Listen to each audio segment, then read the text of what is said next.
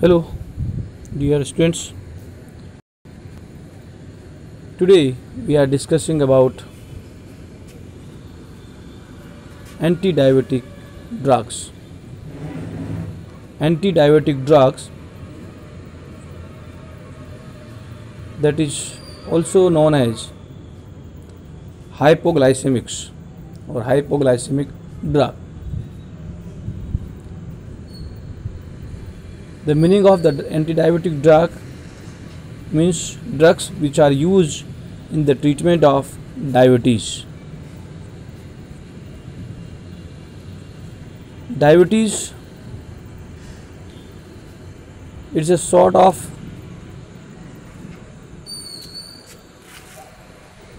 increased urination as well as blood glucose level is also increased. Similarly, the meaning of hypoglycemic drug, it means drugs or agents used to lower down the glucose level, elevated glucose level into the blood. So today we are going to discussing about hypoglycemic drugs or antidiabetic drugs or agents. So as we know that blood glucose level that is controlled by hormone that is called insulin as well as glucagon and somatostatin. Both these hormones, they are responsible for controlling, regulating blood glucose level. They are secreted by pancreas. As you know, pancreas is a gland which is called as exocrine gland as well as endocrine gland. Exocrine gland means drugs which secretes their secretions via tubules into the body, and endocrine glands, drugs which glands which secretes their secretions through or via ductlets, or you can say without duct. So in the pancreas, acicular cells secretes digestive enzymes. As we know, in the digestive system, pancreas also secretes some digestive enzymes in the form of pancreatic juice. So that pancreatic juice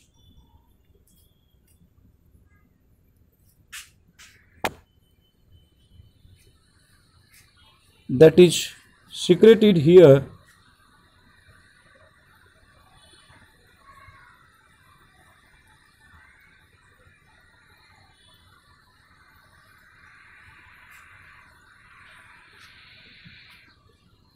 that pancreatic juice that is secreted here by acicular cells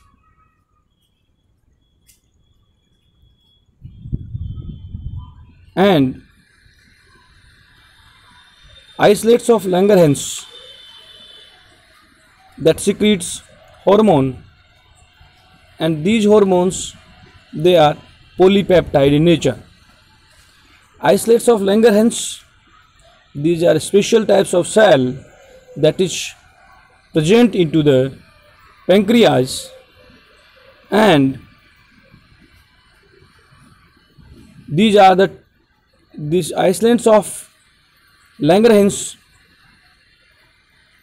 contain three types of cells: alpha cells, beta cells, and delta cells. Alpha cells secretes glucagon, beta cells secretes insulin, and delta cells secretes somatostatin.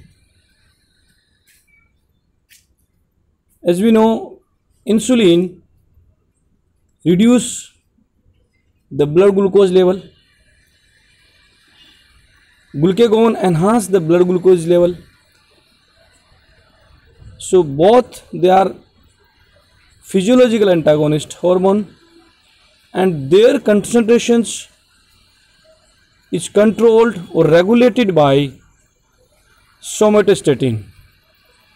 Means balance between insulin and glucagon level, that is controlled by somatostatin. So meaning is that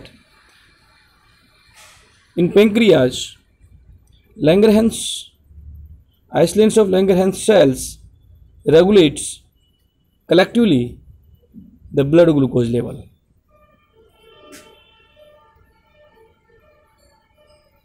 Next,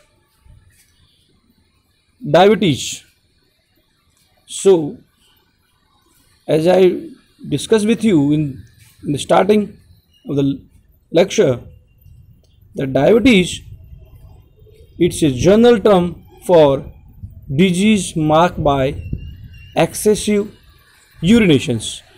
It means disease in which, when we can say physiological symptoms where the urine secretions increase into the human being or any patient, then we called as a diabetic patients, or this condition is called as diabetes. So diabetes, that we can classify into two categories: diabetes insipidus and diabetes mellitus. The diabetes insipidus, what happen? Urination or urine volume will increase, but urine does not contain glucose. So that condition is called as diabetes insipidus. And diabetes insipidus disease is caused due to dysfunction of kidney. It is not due to the dysfunction or due to the lower secretions or dysfunctions of the pancreas or Langerhans, isolates of Langerhans cells like insulin, glucagon, and somatostatin. So diabetes insipidus is not depends on insulin level. It is dependent on kidney disorder. Diabetes insipidus is due to the kidney disorder. Another type of diabetes is a diabetes mellitus. Diabetes mellitus, in which urination will increase, urine volume will increase, but urine will contain glucose. So presence of the glucose in urine is a basic or essential fundamental or requirements for diabetes mellitus. And this is diabetes mellitus disease is due to disturbance into the regulations of insulin, glucagon, and somatostatin. So you can say diabetes mellitus is due to by the non-functioning of insulin or less secretions of the insulin by the pancreas, or you can say insulin resistance. Another thing, next class we can classify it diabetes mellitus we can classify into another two category: type 1 diabetes and type 2 diabetes. So diabetes mellitus we can categorize again in two category: type 1 diabetes and type 2 diabetes. Type 1 diabetes, that is also known as insulin dependent diabetes mellitus, IDDM, insulin dependent diabetes mellitus. Type 2 diabetes, non-insulin dependent diabetes mellitus.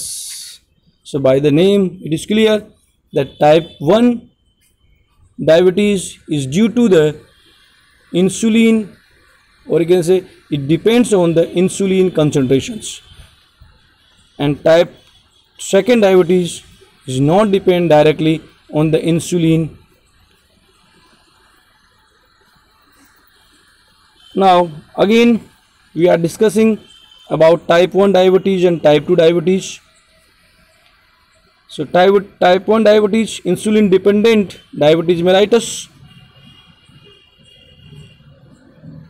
normally takes place when beta cells of pancreas as destroyed perhaps by an autoimmune mechanism. So what happens in diabetes mellitus, that beta cells that are the islands of Langerhans type cells, beta cells that can be destroyed by autoimmune disorders into the patient. So what will happen, the beta cell will destroy, and definitely the blood insulin level that will be reduced. That's why blood insulin level will reduce, and blood insulin level will be very less.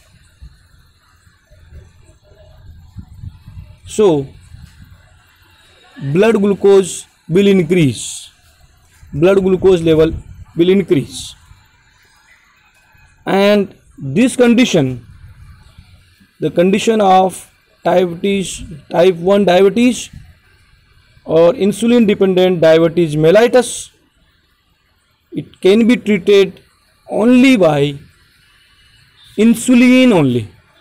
It means patient should receive insulin from outside the body. So you can say insulin in form of injection should be given to the patient to control blood glucose level into the patient's body. So that is the type 1 diabetes. It required insulin. If the insulin level is less into the blood of the patient, and you know why the insulin level is reduced? Due to the destroy of beta cells. Beta cells may not be function, beta cells may be destroyed, or beta cells may be inactive for the secretions of insulin. So we can say in the diabetes, type 1 diabetes, the beta cells may affected or will be damaged. That's why the insulin level will reduce, secretions of insulin level will reduce. So that is the due to the type 1 diabetes. Now the type 2 diabetes, non-insulin dependent diabetes mellitus, NIDDM, and this situation is caused due to the due to increasing peripheral insulin resistance. Peripheral insulin resistance, it means proper insulin is secreted by beta cells.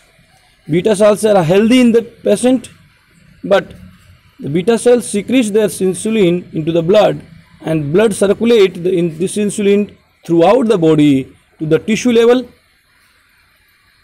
but tissue are not susceptible to receive it, and we can say insulin either may not be properly bind with their receptor, or may not able to give their action. So that is called as insulin resistance. So insulin is present in the blood, but insulin may not able to produce its action. So that is that's why type 2 diabetes may occur into the patients. So that is about a brief introductions about the diabetes, or we can say diabetes disease, the diabetes insipidus and diabetes mellitus both.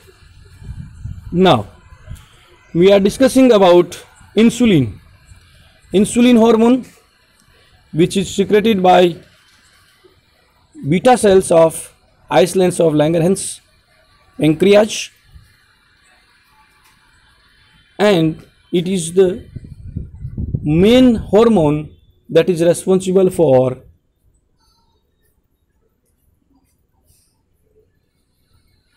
to control the blood glucose level into the human. So first of all, the primary structures of insulin was discovered or given by Sanger in 1950. So structure of insulin is given by the Sanger. It is very important for competition point of view. These types of questions has been asked into the competition examinations, just like GPAT.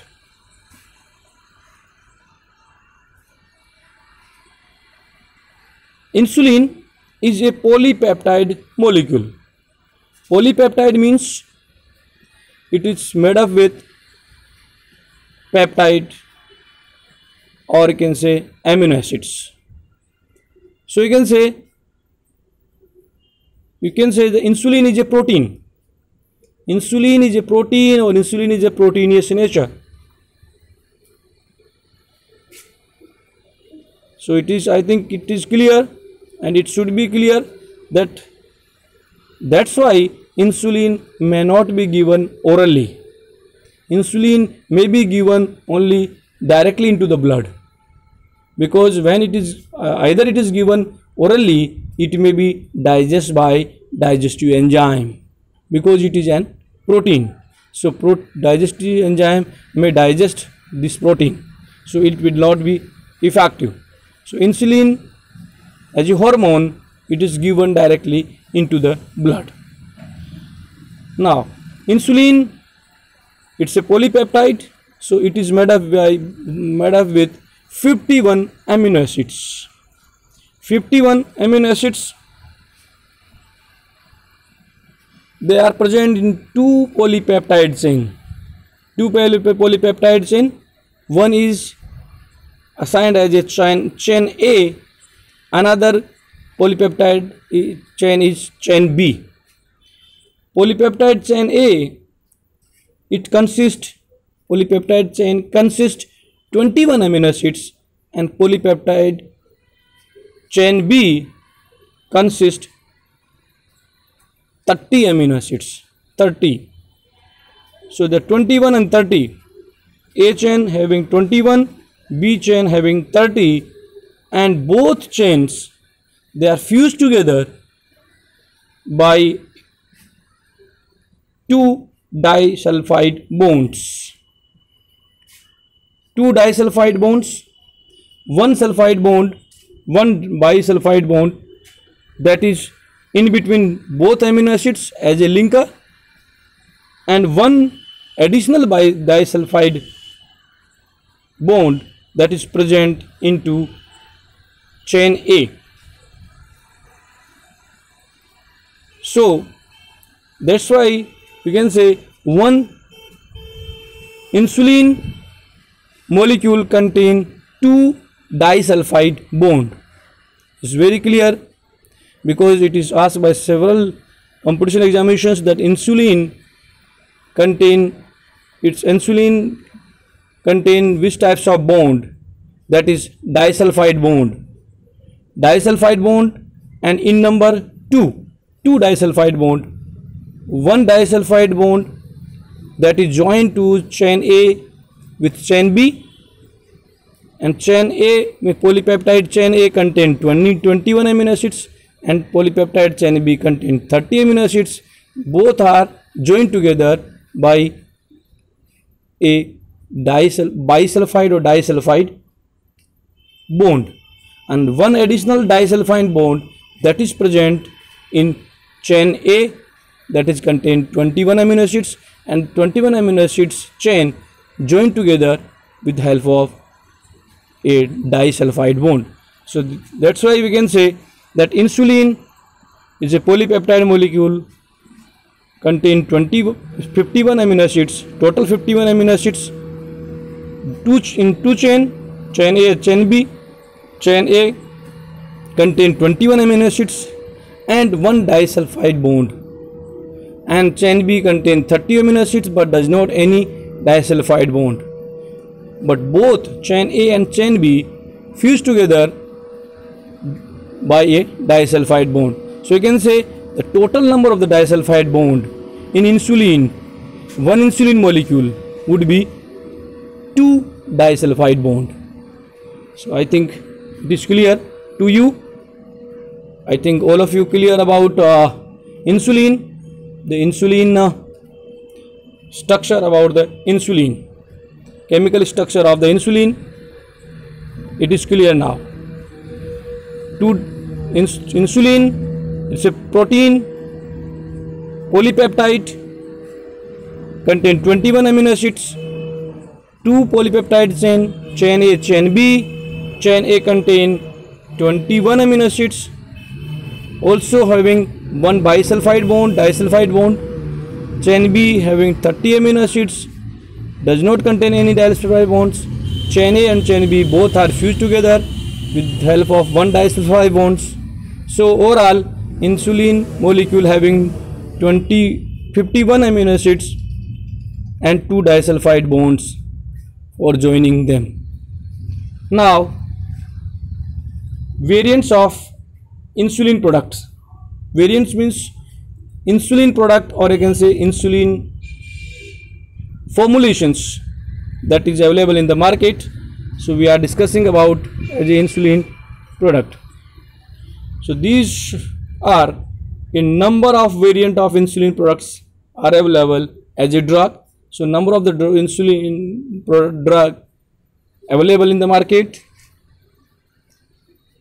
Number 1, insulin injection. That I have told you that insulin would be given directly into the blood also only, because it should not given orally, because it's a protein. It can be digested by our digestive enzymes. So it is only given directly into the blood. So the insulin injection, that is called as regular insulin, and also it is chemically it is crystalline zinc insulin. Means zinc molecule, insulin molecule, it is convert into the zinc insulin to increase its stability outside the body. Means in vitro stability of the insulin can be increased by the conversion of the insulin into the zinc insulin, crystalline zinc insulin. It is very clear. It is very clear that insulin convert into its zinc can say polymer or zinc form. We know next, and another examples also contain zinc. So zinc metal enhance stability of the insulin. So the first, insulin injection or regular insulin or crystalline zinc insulin. Second, isophane insulin suspension. Isophane here is a polymer, and insulin is bind with the polymer, and in polymeric form it is given into the suspension directly into the blood. So isophane zinc suspension, that is a polymeric insulin. Polymeric insulin. Third, insulin zinc suspension, that I have told you, mostly all dosage form of the insulin is made up by the zinc, in the form of the zinc, because zinc enhance the stability of the insulin. So insulin zinc suspension, it is also available in the market. Extended, fourth one, extended insulin zinc suspension. Extended insulin zinc suspension, it means it is converted into the for the longer period of time, because we know when we given the insulin injections, so the dose of the insulin, loading dose would be the high, and we required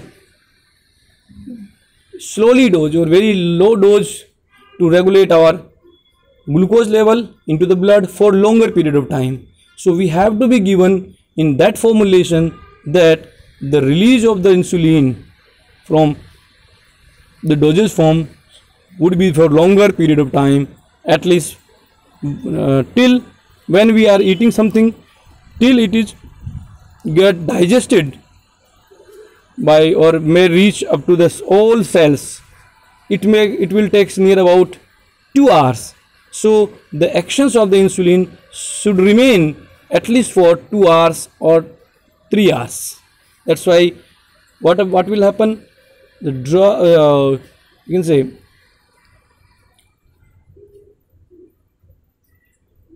total food contains, means glucose, that is our food contains, that is metabolized, and finally it will convert into the glucose, and the glucose that is present in the blood, that glucose may able to reach into the every cell of our body smoothly, and for this we required insulin in our blood.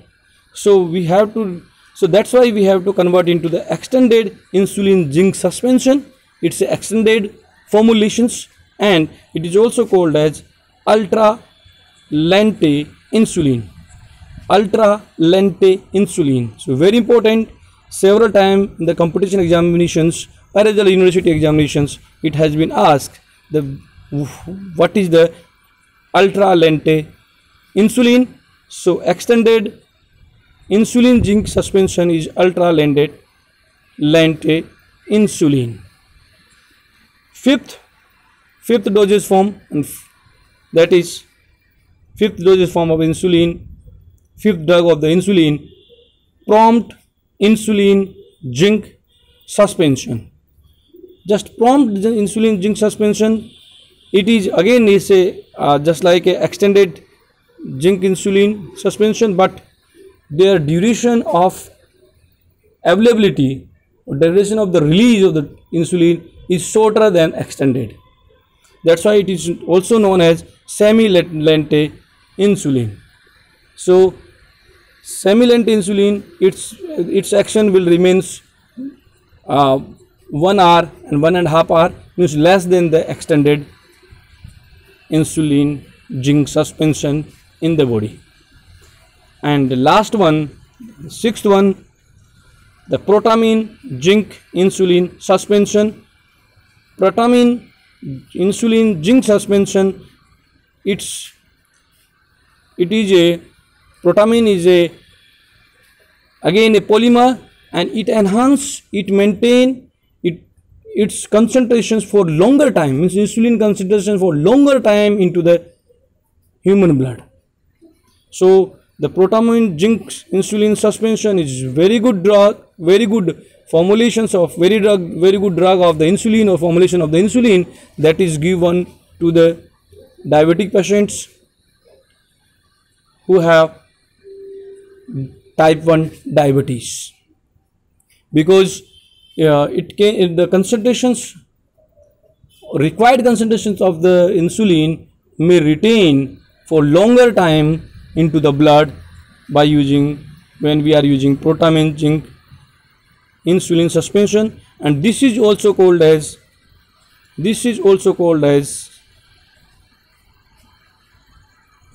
lente insulin, okay, because it extend the drug means insulin concentrations for longer time into the blood. That's why the blood glucose level may be maintained for longer time into the body or patients. So dear, these are about insulin. So now we are discussing about the mechanism of action of insulin, means how the insulin act into our body or regulate the blood glucose level into our body. So insulin as a hormone or insulin as a drug, because it is also prepared isolated from pork and somewhere other animals, and it is injected into human being.